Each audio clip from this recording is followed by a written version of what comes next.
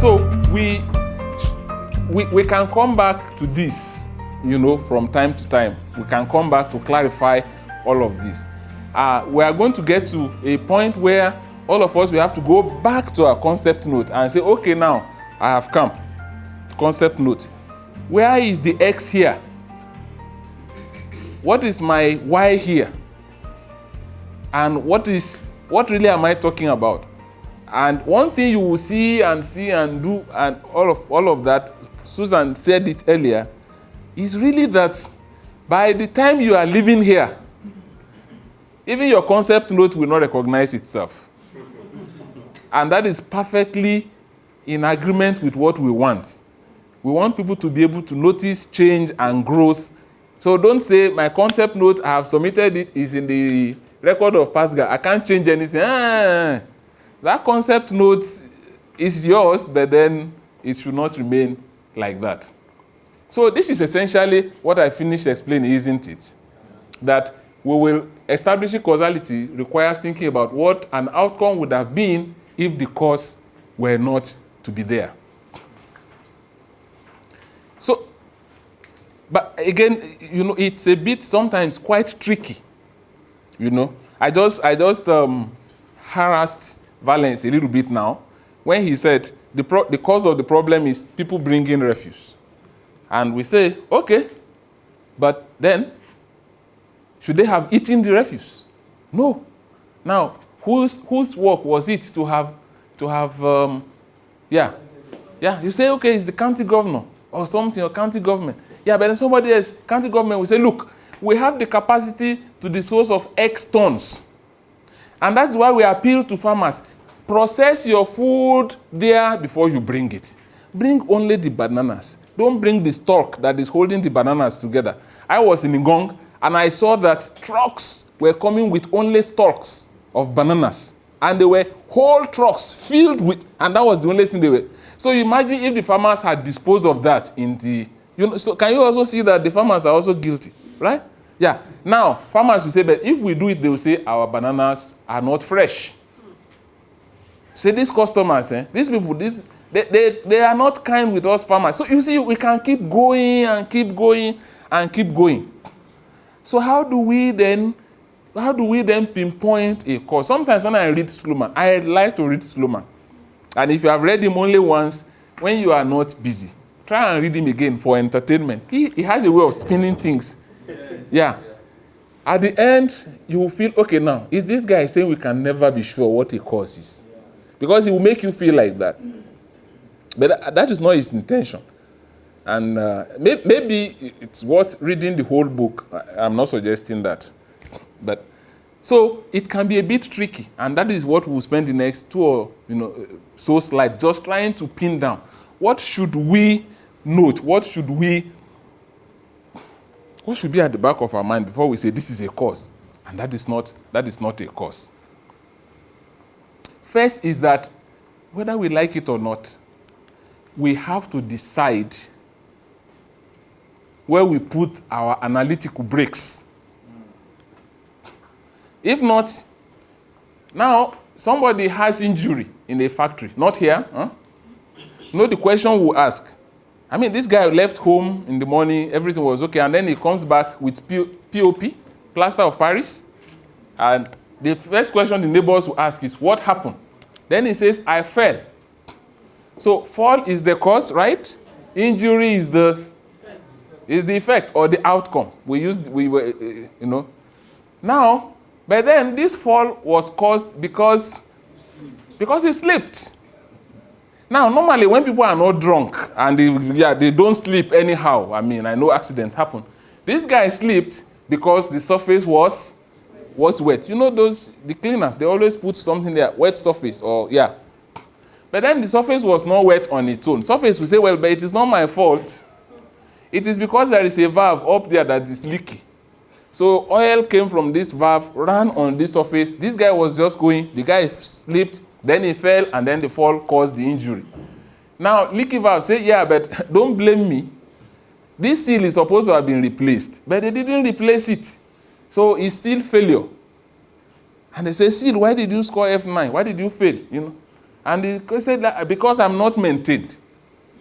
So you see, we can keep going back until we get to Adam and Eve, and then Adam said, well, it's the woman you gave me. So, and then the woman says, it's the serpent. And serpent, yeah. So I wonder, yeah, God is... So we need to say, okay, all right, now, wait, I can't... This is Dandora, or this is inter-ethnic violence, or this is poverty rate, or, so this is something I'm trying to study.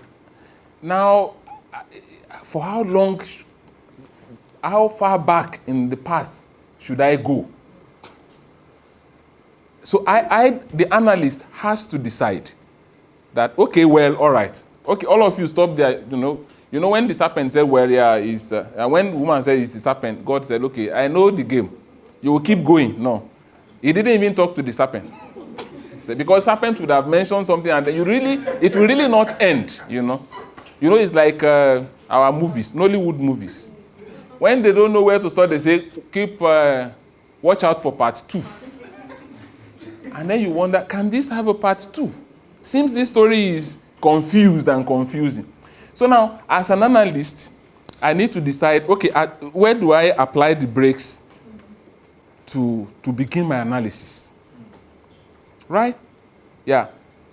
Joyce may be interested in, I have not read your mind or your concept note, but if Joyce is interested in, I don't like bad examples, I was going to say inter-ethnic violence.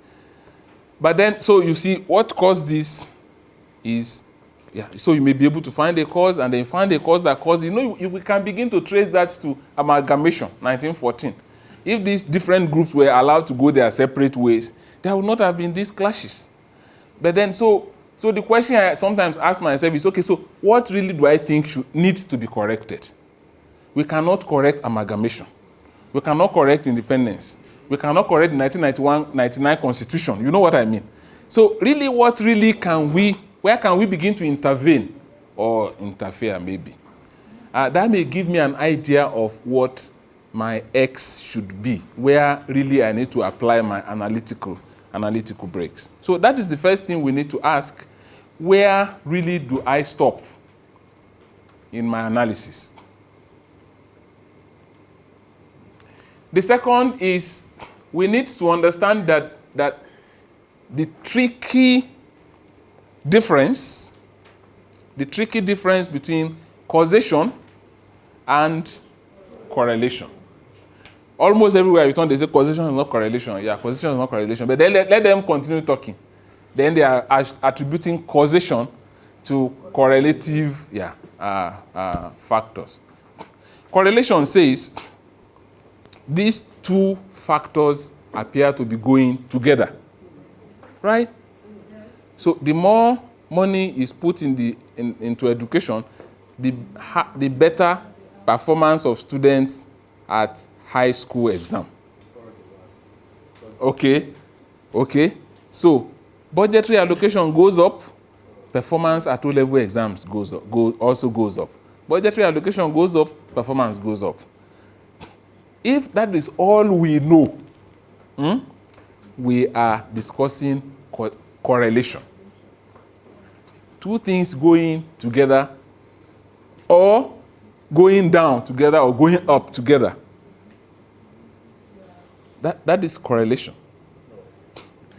They may go together up. Yeah. They may go together down. Yes. One may go up. Yes. Okay. Help us to go bit by bit. Valence. Now, budgetary allocation goes up, performance goes up. Yeah. Or if that is all we know, that is correlation. Budgetary allocation goes down, performance goes down. If that is what we know, that is correlation. Budgetary allocation goes up, but then performance also continues to go down because now teacher salaries have been increased, and instead of spending time teaching these kids, they go outside to eat pepper soup and to enjoy. So performance goes down, budgetary allocation keeps going up, and they are going in different directions. Honestly, that is also correlation. they will say that is negative. Increase in one is generating decrease in the other. All of that is correlation. That's not causation. It is the same thing here that fooled the lion. The lion was hungry. He saw the rabbit. He grabbed the rabbit, wanted to eat him. And the rabbit said, no, okay, come on, bros. You can't eat me. I know you are strong and you are the king of the jungle and everything, but I know you are not a cannibal. You don't eat your own members of your own family. And lion said, no, but you are not a member of my family. He said, but I am. Me. And lion said, then prove. He said, yeah, I am, because anywhere other animals see me, they run. And lion said, yeah, if that is true, then you must be. But I want you to prove it. And so they went, and all the animals saw them and ran. And rabbit said, bros, you see? They are running away from me. Lion said, no, I want a repeat of this experiment. Then they went to another place, they saw animals, saw them, and then they fled. They said, you see, how many times do you want us to do this before I convince you? They said, one more time. Okay, yeah, let's go. Then they went, and then animals saw them, then they fled. Lion said, I'm so sorry for all the troubles I've caused you, my brother. I didn't know that we are from, and how come I didn't know all this? Yeah, okay, so go in peace, bye-bye. So lion interpreted correlation as causation. Their appearance correlated with the fleeing of the other animals. So they appear, animals fled. They appear, animals fled. But that is correlation. Then lion said, rabbit tricked him to understand that correlation as causation. I am appearing, and I am scaring them, and then they are running away for their dear lives. I always like stories that end, positively. So I like this story. And honestly, I wish it will happen to every rabbit like this every time. Yeah. Again, which also says that repeat experiments will not necessarily prove causation if they are not well designed to prove that. So to move beyond this correlation, we need to establish what they call Z, a causal pathway or a causal mechanism that says this is how this produces that. So imagine lion then says, okay, I want you to show me how your appearance scares them. But maybe asking such a critical question would have revealed the bitter truth. I don't like that truth to be revealed. Some of you here in the humanities will know that in all African animal stories, the smaller animal is always the winner. Even in Tom and Jerry, yes. The smaller animal is always smarter is always the winner. You see? Because, you see, most of these stories were composed by poor people. By weak people. It is their own way of experiencing justice that they do not experience in real life. So the king who is oppressing them, they call him lion. They won't call him his name. Then the weak people that are being oppressed, they call themselves rabbit. In Igbo languages, it's the tortoise. In Hausa, it is spider. No. Among the children of Anansi, yeah, it's spider, right? So it's always the smaller animal, and in Yoruba, whatever, is, in Tiv, it is rabbit. And they always win. They never even die. They drop tortoise from the sky. Imagine. It landed here, broke its back, it never died. It's our own way of, we know we can't get justice in reality. So let's have it in our imagination. Yeah, but it's okay. Sorry? All right. This is counterfactual reasoning. What will happen if the kings, maybe, but they were very busy royal people and then grew up maybe in royal, or maybe they don't even know that these stories were pointing at them. Anyways, so that is the first thing. So to move from correlation to causation, we need that causal mechanism. That is very important. And we'll talk about it later. 3. The first one is we need to know where to stop. The second is that correlation is not causation. The third is when we think of a cause and an outcome, we must be very sure the direction of that arrow. You know, when we say X is here and Y is there, then we usually draw that arrow like that. So we say X, hunger, Y, fainting, and then we typically draw an arrow that starts here and points here. We have to be sure that that is where that arrow, in reality, it is where it is pointing. It is good once in a while to ask, can the arrow move backwards? Can it be the other way around? And in real life, sometimes we can commit that error. This study was conducted by these 3 people, and their title is, Are Women Really the Fairer Sex? Corruption and Women in Government. And they discovered that in countries where women in parliament are more, there is always low prevalence of corruption. And so women in parliament, this was the argument, low corruption. That these women make laws and run committees and they hold Kindiko accountable and all of this, and then corruption index is low. When it is the other way around, men, cover your face. You have men dominating the parliament and women like this. You see, this is how corruption will open its mouth wide. It is to service the women. It's just okay, now that is something you have said. Where do we stop with this position? Yeah, so we need, I wonder. But the good question we can ask is, could it actually be that women were able to get into parliament in the first instance because corruption was low in these countries? It's a possibility, isn't it? It's just to say we need to ask, could it have been the other way around? Could it have been the other way around? We need to, when we see this, when this is our finding, when this is what we see, when this is what we claim, we need to ask that question. Could it have been the other way around? If it could not have been the other way around, then we'll know indeed what we have identified is an X. Because it is possible that women see corruption is big and they say, no, I don't want to touch that. And so then they are not found in a good number in parliament.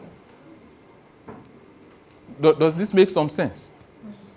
So it's just to say we need to always put on that our critical hat. To say, okay, I understand. It looks like this is the cause of that, but then maybe it is the other way around. Maybe that actually is the cause and this is the outcome. This example will help us to think a bit more about it. Somebody did a study in India and discovered that where there are inter-ethnic networks, you will find absence of inter-ethnic violence. In communities where you have PTA, we call them PTA in Nigeria, Parent-Teacher Association. And in this PTA, you have Hindus and you have Muslims in one PTA working together. Their aim is education of their children, right? But whenever violence comes, they are able to absorb it and you won't find violence in their community. In communities where you have PTA in Hindu chapter, PTA Muslim chapter operating regularly, when violence comes, it hits them. It's a big and interesting work that this guy did. So, presence of inter-ethnic networks means leads to absence of inter-ethnic violence. But can it be the other way around? Let's think about it. Is there a chance that it is the other way around?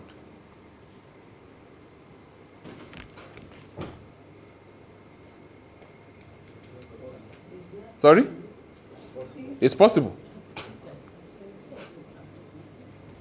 Yeah. Explain. Yes.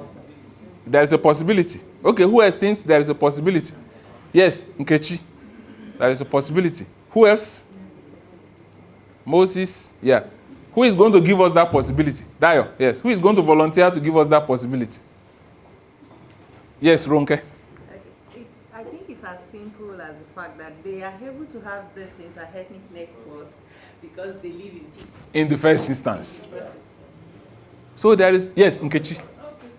Yeah? I want to say the reverse. Okay, say it. As in, the presence of interethnic network leads to this. Then absence of this can lead to presence of this. Yeah, sure. That is what they are saying. We are imagining what Y would be without X, counterfactual situation. Yeah, so, but the point is, it's also possible that it's because of this, yeah, that this existed. So this guy's work, therefore, his headache, his assignment, and where he has everybody saluting him, was that he was able to prove that this was true, rather than the other way around. So he was able to show that this was the beginning of the story, and then it led to this, which led to that, which led to this.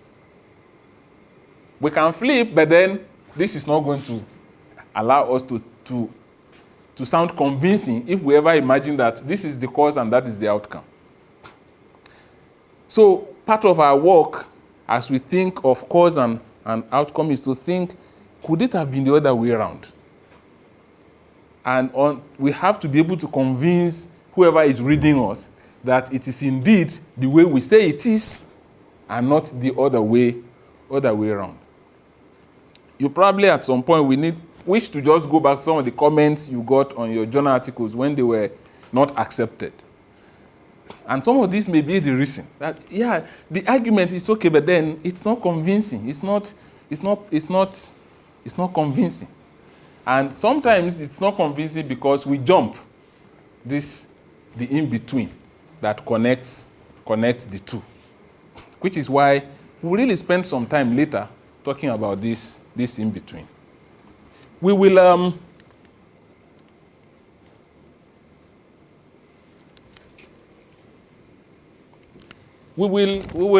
spend some time now, the next couple of minutes, just trying to understand how we can represent some of these in what we call causal diagrams. Again, because there are some of us, everything is fine, well and dandy in prose. For other people, once they see it graphically, it sticks.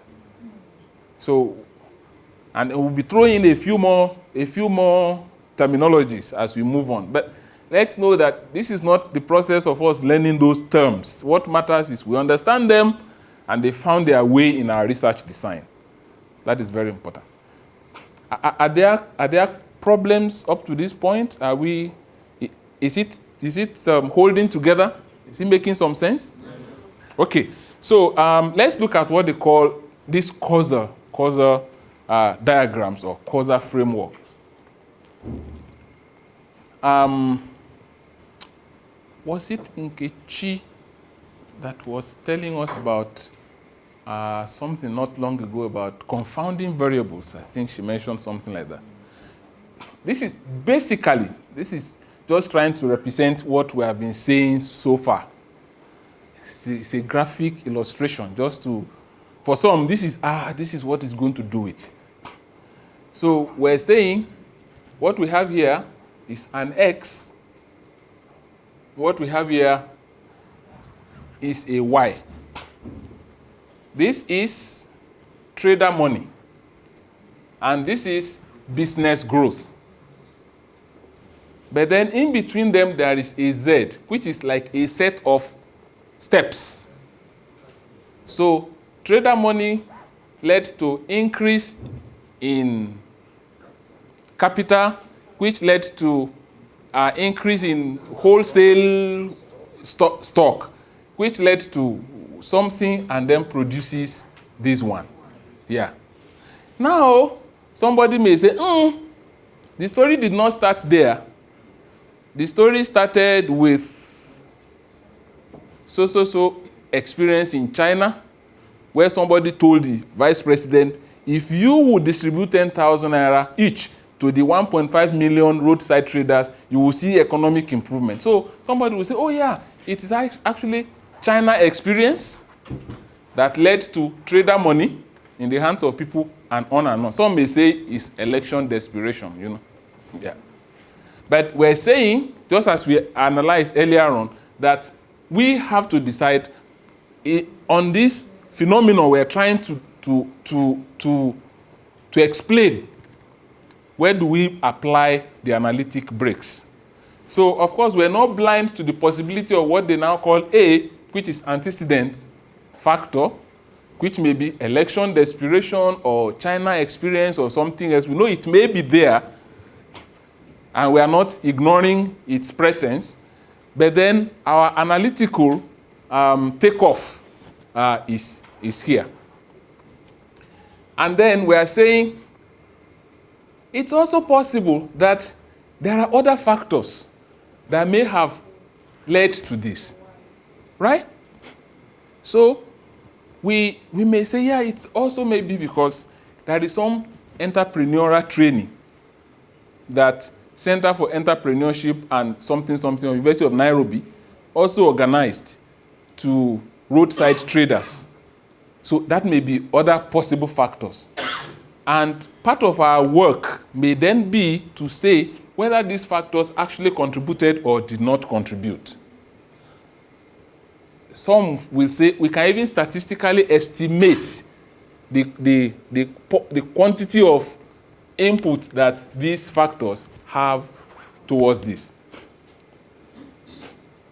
But what we are hoping to be able to say is that this leads to that through this mechanism. Again, as I said, it's just like, trying to graphically represent what we have said. But we call this basic causal framework, meaning that it can be a bit more complex here. Does this basic causal network or framework, does it make some sense? Does this look like something we see on a daily basis? Yeah. So now I tell my daughter, you were the cause of this problem because you put this thing there. Well, because you didn't know that I woke up on the wrong side of the bed, thinking of late salary or how a mechanic cheated me yesterday over my car or something else, she may accept. But we're saying that may also not be the complete story. Something else may have been behind what happened here. This is, you see, the truth of the matter is,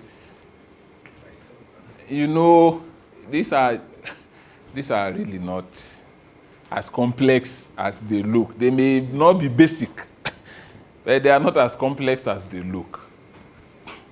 But we're saying, okay, so we have antecedent or background factors. We have X, which may be the cause, which is also called the independent variable. In some studies, they will call them predictors because they predict. Now, we have Z, which is called the mechanism or causal chain or causal mechanism or intervening variables for those who prefer those expressions. And then we have the outcome. We have the other variables which may be, or factors, which may be influencing this. And then we have confounding variables that may come like agents of the evil one to confound our findings. Very often, these are hard to foresee. And very often, these can be foreseen and controlled. In the example I gave, if I want to find out whether, okay, so this is the China experience, it didn't exist, I just created it. And this is trader money. And trader money went through all those mechanisms, increased stock and so on and so forth, and produces this growth in business. Now I want to show if it's really like that. So then University of Nairobi says, yeah, we need a little share of that glory, people, because we ran entrepreneurship training for the participants, and that must have contributed to, yeah. Now if I want to study and see whether it happened like that, I can control for this and study the businesses of those who took that training as well as the businesses of those who didn't take that training. So if I have these two groups, it helps me to remove, well, to understand the extent to which the University of Nairobi had an input into this story.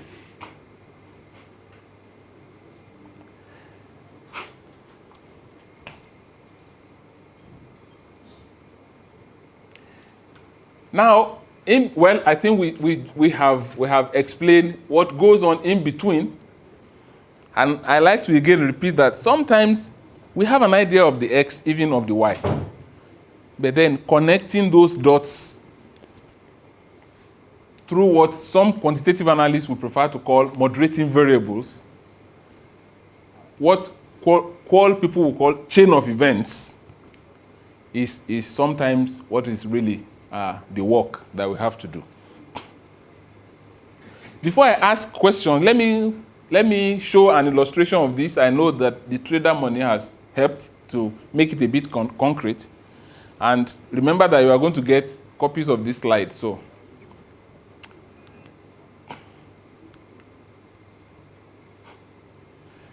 let's assume that I am interested in finding out if school feeding program affect academic achievement. There is school feeding program now in Nigeria. Do you have school feeding program in Kenya? Do you still have it? Okay. In the arid and dry land. Okay. In the arid and dry land areas, we don't have it in all of Nigeria, for instance. We don't have it in the University of Ibadan, which is a pity. We have it only in selected states, and even then, I think it's only in primary schools. Selected primary schools. Not even in secondary school. Yeah, people will just keep failing primary 6.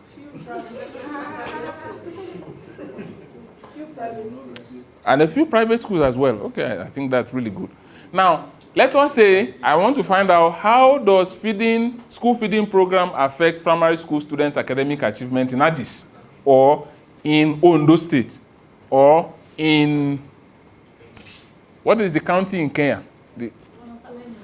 Makueni County. Let's say this is my research question. This is what this causal diagram looks like. In journalism, they will say this is like your knot graph. This is what the causal diagram really looks like. So I start my analytical thinking here. This is school feeding program, breakfast and midday meal, and better academic achievement. We seem to see it, maybe I already sense it, but then how? So school feeding program helps students to now be regular in school. Yeah, because they want to eat, and then it motivates students to want to come to school, and then they're able to concentrate. You know, as I said, this is going to be a set of chains, or a chain of steps. And then that led to that, and that led to better academic achievement. That would be a nice story, a nice causal story to tell. But then something may be nagging me at the back of my mind to say, well, sometimes will there be other factors that may contribute to this, or that may influence the extent to which school feeding program promotes this? Maybe years of schooling, maybe social background. Maybe, for instance, those who are able to eat 3 times a day at home, for instance, will not feel that motivation. Yeah. So all of those possible other factors that may have contributed to better academic achievement. Research says children from high socioeconomic status seem to do better. So these are things that I may have to factor into my analysis, because there are also other possible causes, as we call them.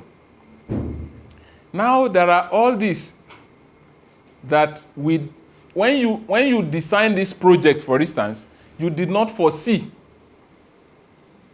Nobody ever says, okay, I am going to factor disease outbreak into my analysis because it looks like there will be Ebola next year. We usually don't factor that into analysis when we want to design this kind of study. But then, so these are called confounding, how did you call them? Confounding variables, because they have also the power to undermine the explanation that we are trying to give. And then somebody looks back and say, school feeding program itself, yeah, it's an X, but then there is always a background to it. Maybe it is really this background. Maybe it's a factor also that may have contributed to how this whole story works out.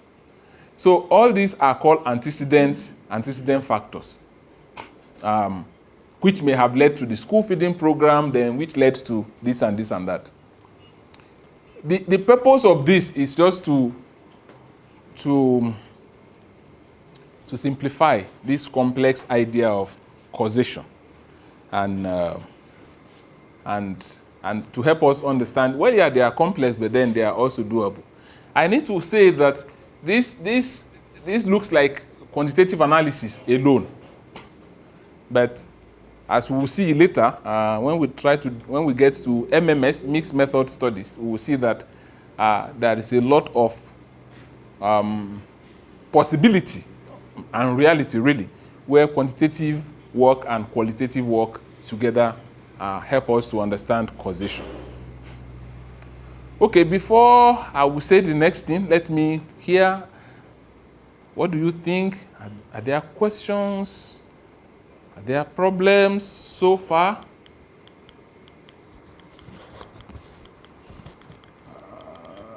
Yeah?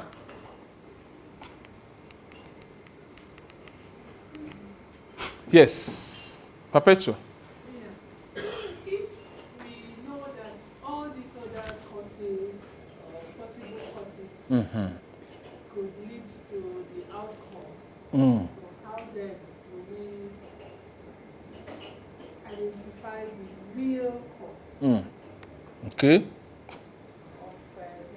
the outcome? So that's a very good question of design. How do we have just said that these other factors are, we call them, possible factors, which we need to, other possible factors, which we need to control for. So how do we, Crispin, you want to help us? I wanted to say social issues do not happen in isolation.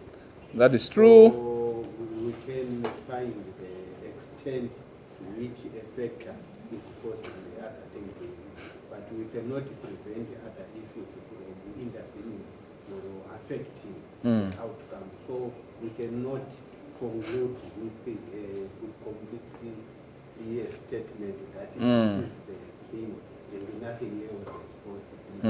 When we are dealing with the social issue that happens in social environment where so many factors come into play. Okay, thank you very much. Any other? How do we then say, for instance, sorry. Yeah, I think from what is Moses, I know this is tough for you, but there are no sirs and profs here. well, I guess one of the things that we manage to work with is by the time you are putting into consideration confounding factors, I think you are answering some of the issues is raising about social factors not happening In isolation, yes. You may not completely be able to think through every influencer, but at the same time, one of the things you are doing, and that goes to design, and goes back to what Susan taught us in the morning, how much of thinking has gone into the design. So by the time you are designing, you're also asking the question, what other thing will have influenced? By the time you put a lot together, it might be possible to assume, yes, maybe still at the level of assumption, but it might be possible to assume that this may be the prominent cause. And there are also call it now, softwares that can also Yeah. allow us now To yeah, okay. to not only pick culprits of events, but also to find association Yeah. between covariates and Yeah. influencers. Yeah. Okay. Thank you very much. We'll take yes, Charles. Yes. Because the question is specific, how do you determine? Yes. Okay. I'm thinking that maybe that now takes us to the level of actual hypothesis testing. Okay. All right. Thank you. So we can perpetuate, we can frame our research question and hypothesis in a way that when we are done, we'll be able to identify whether these are the factors or whether this is the factor. Our analysis will help us, but also how we design our work can help us. If I want to know whether age is responsible for better academic performance rather than school feeding, once I am aware of that possibility from the beginning, then I structure my work in a way that helps me to know. Yeah. Yeah, to check for age. And I think that's why they say there are factors that we control, because we're aware, remotely or not, aware of their presence somewhere. Okay, we will... I always love this slide. It's my best slide. Yes, please. Okay, my question is this. In a situation whereby those that you got information from, maybe they are somehow deceitful, like those ones that told you they gave them 10,000 and it was able to by X1. Whereby maybe they're using it for political whatever. Yeah.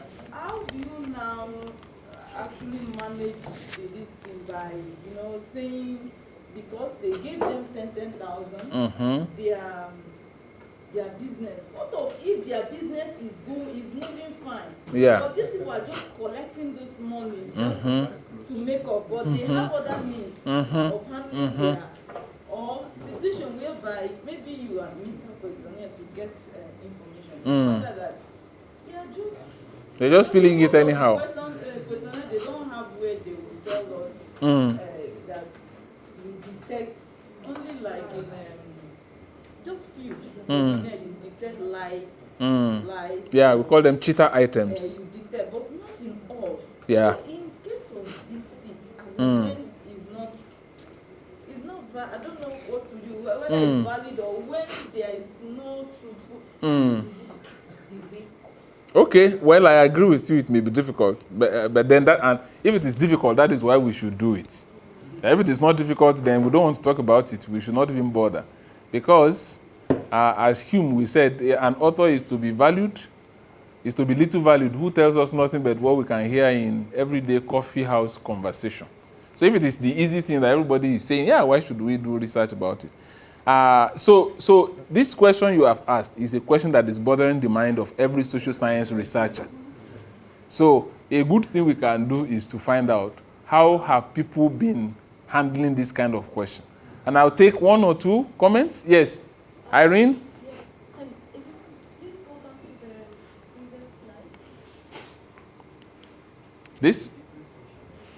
Oh, do you want me to? Oh, yes, I wanted you to answer the question. Oh, okay. Oh, you have a different... Yes, I do, but I think the way I would go about it is to combine both a survey that gives me information about all the things that would usually be like, did you receive the money? Yes.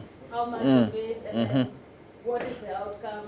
And very basic information that is quantitative. But I would also go for qualitative, so that I triangulate some of that information. Yeah. Yeah. So Yeah. that way, then you get explanations Yeah. for things that Yeah. may not necessarily Yeah. be explained by Yeah. others. Yeah. Perfect. Yeah. Okay. But now you had a question. Edwin, you want to respond to this question? Okay, quickly, please. I have a very urgent announcement to make. All right. I'm also meant to understand that there are different ontologies in research. Yeah. For example, when you have a positivist and a And constructivist, yeah. looking at causal effects, they are going to have different responses on where to stop. Okay.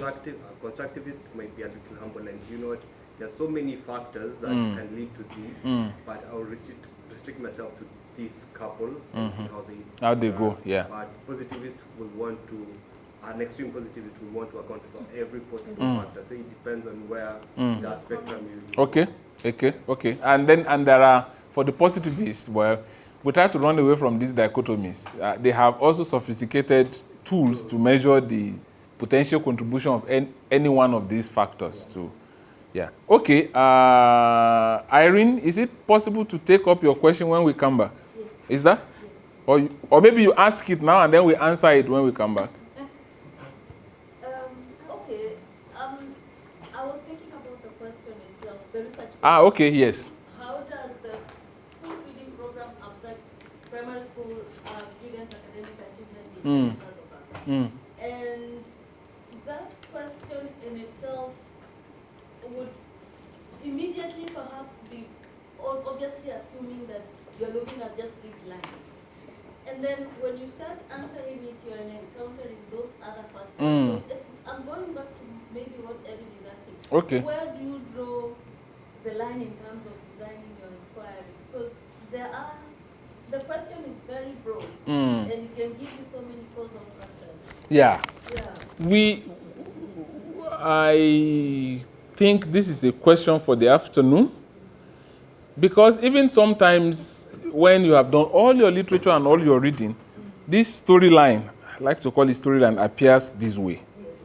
But sometimes when you get to the field or when you are back with your data, they take a different shape. So the next session is actually to develop our sensitivities to these possible shapes or forms or notions that causation may take. Yeah. Okay? So you already leading us, but I want you to now stand up and lead us to lunch, because you are leading us to the next session already. I think we need lunch before the next session. All right, thank you very much, and bon appetit.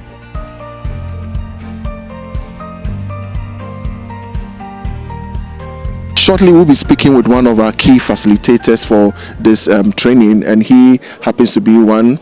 Let me just put it so straight. He's the brain behind some of the models that we have seen today, and we are privileged to be speaking to him, for him to share a lot of insight with us and his experience as well throughout the entire journey.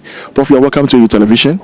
Thank you very much. Great. So you would have to tell us your name, and then your university, and something brief that you want to share with us before we even go into the full conversation. My name is Ayobami Ojebode. I am from the University of Ibadan in Nigeria. I am currently the head of Department of Communication and Language at University of Ibadan. And I've been a facilitator on this program. First, I was a trainee and then a facilitator. I've been a facilitator since 2014. Yes. So yesterday during the official opening, when your name was mentioned, I could hear the resounding applause. Why do you think people were just giving you that kind of applause? I was very curious, and I'm still curious to find out why. Well, I really wish we could ask them why they applauded. I can only guess. It's hard, I think. I mean, I guess in the audience there were many people that knew me and I had interacted with, and I think they have pleasant feelings about me, and so they say, "Oh yeah, that is him." Who? Yeah, I don't know. Well, I mean, I can't say why they applauded. It probably was for good, but maybe not totally. I don't know. Okay, so one of the key things we picked had to do with the impact stories that people could share with us based on the level of knowledge and the experience that you've passed on as a lecturer in this university. In terms of research, what would you share with us as academics? What is the real gap in research in Africa, and what is PASGR doing to fill this gap as well? Well, I think in Africa, the state of research in Africa calls for a lot of sober contemplation. I think, in my view and from my experience, I would say there are two issues that are at stake when we talk of research in Africa. One is a research regime or approach that is grounded in the realities of Africa, rather than one that tries to weigh and judge the realities of Africa from a Western normative perspective. And this is a big problem, because we still read as our compulsory texts the research methods textbooks that originated from the West, and we still read and apply the theories of those who theorized for their environment without any knowledge of Africa. And so we continue to force to panel beat the African reality to fit into the explanations that are foreign to them. And this is not good.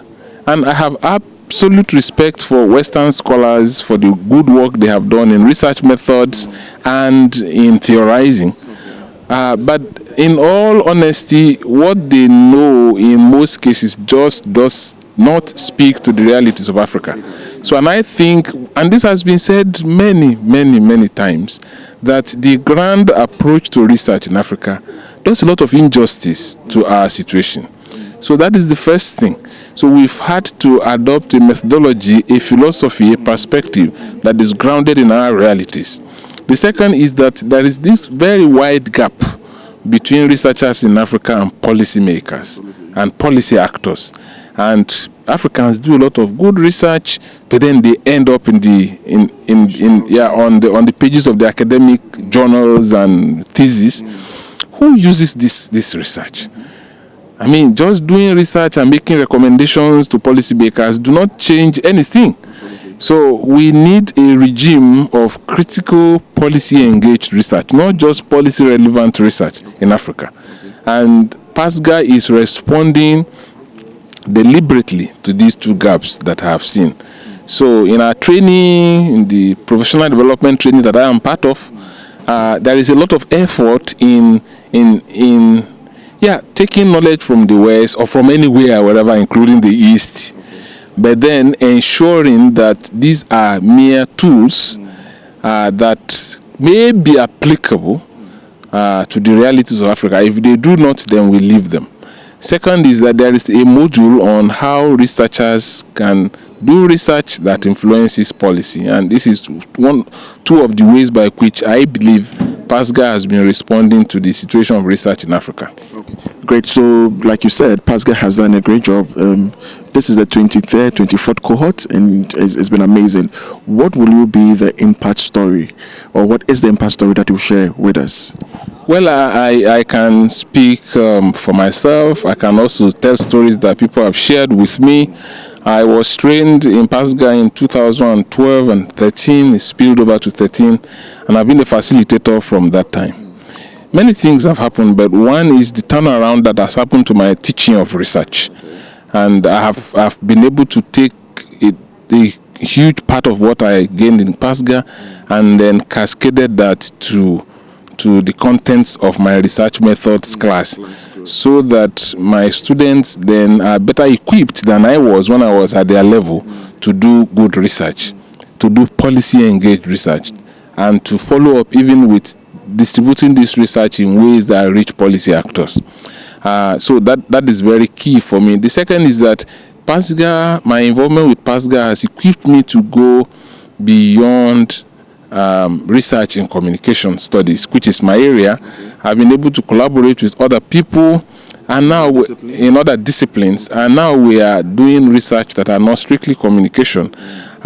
We have done research on community-based crime prevention, and I led the team, but then I had to bring in other people who are interested in, or who are qualified and with whom I can work. And that also involved partnership with people from as far away as El Salvador in Latin America. So that is one of the things. I mean, just to say that no matter what the discipline, No matter what the context, a good research is a good research, and good design is good design. It's not a property of a particular discipline or a particular context. And I think that is really very important. As a matter of fact, the first thing we learn in PASGR is you have to come out of your disciplinary cocoon to be able to network and to be able to do critical imagination about the situations in which we live. So, assuming I give you $2 million, what key thing will you do in terms of research in Africa? Well, if I have $2 million, that's a lot of money. Believe you me, the first thing I am going to do is to ensure that as many Africans as possible go through this training. And I am going to now tell me as soon as the money finishes. Maybe that's going to be. Maybe I'm going to devote half of the money to that. And I believe that with 100 million naira, did you say 200 million? $2 million. With $1 million, then you can train another cohort of about 400 or more Africans, and then I'll follow this up with practical funded research that allows them to immediately apply what they learned here.